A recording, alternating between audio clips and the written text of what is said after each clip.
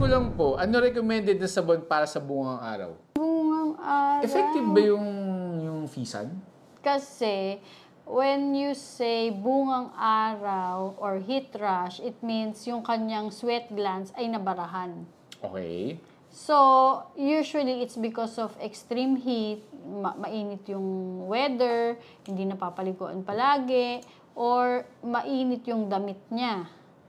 Okay. So, ako personally, dahil Makati ang heat rash, I would recommend yung mga mild, hypoallergenic, unscented, moisturizing liquid cleanser. So, paliguan lang ng paliguan? Twice a day.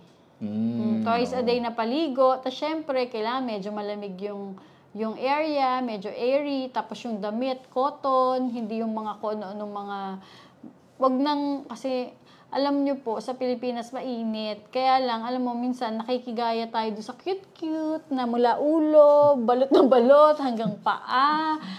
Ginagawa ho yun sa Western countries kasi nga, malamig ho doon. Kaya talagang they have to cover from head to toe ang mga babies sa ibang bansa.